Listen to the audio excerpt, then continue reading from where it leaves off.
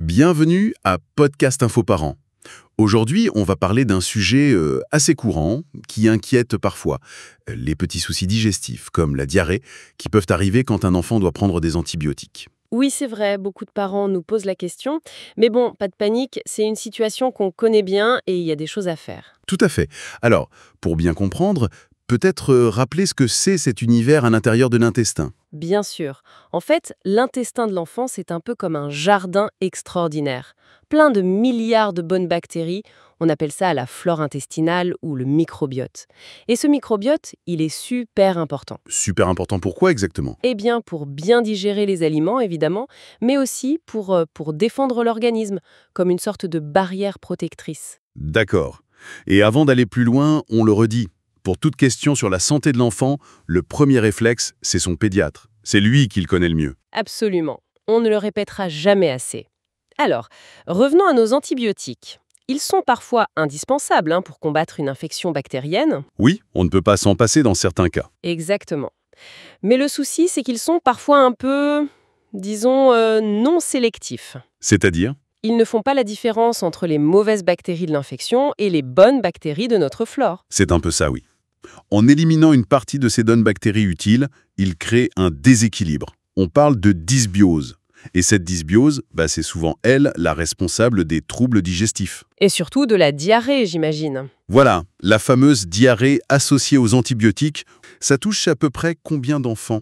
Alors, les chiffres varient un peu, mais on estime qu'environ un enfant sur 10 qui prend des antibiotiques pourrait être concerné. C'est plus fréquent chez les plus petits, les moins de 2 ans. Et il y a des antibiotiques qui sont plus à risque que d'autres. Oui, par exemple, l'association amoxicilline et acide clavulanique est souvent citée, mais ça peut arriver avec d'autres aussi.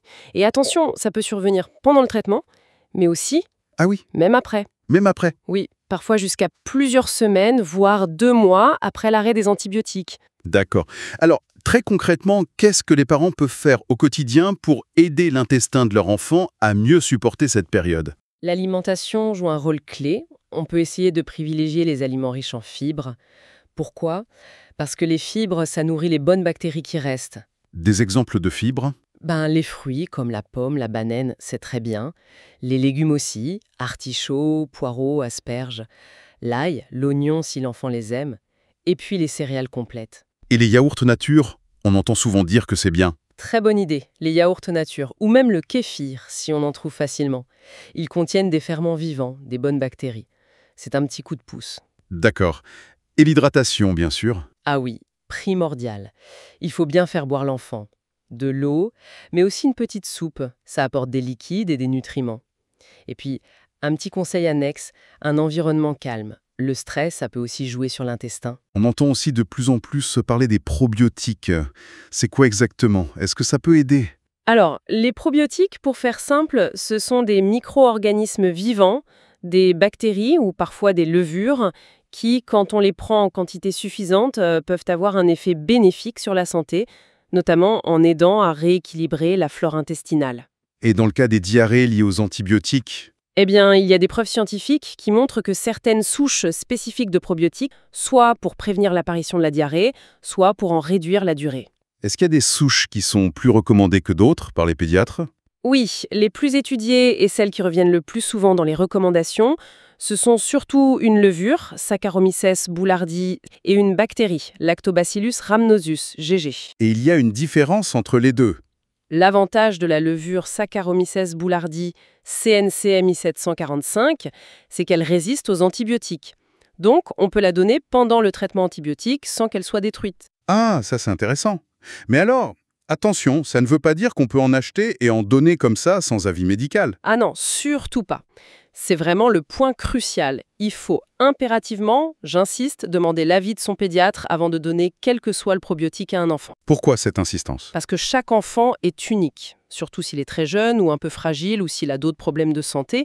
Le pédiatre est le seul à pouvoir dire si c'est une bonne idée dans le cas précis de l'enfant, quelle souche serait la plus adaptée et à quelle dose.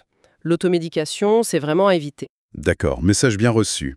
Pour finir, rappelons les situations où il faut absolument consulter le pédiatre si une diarrhée apparaît. Bon, déjà, comme on l'a dit, toute diarrhée qui arrive pendant ou juste après un traitement antibiotique, ça mérite d'en parler au pédiatre.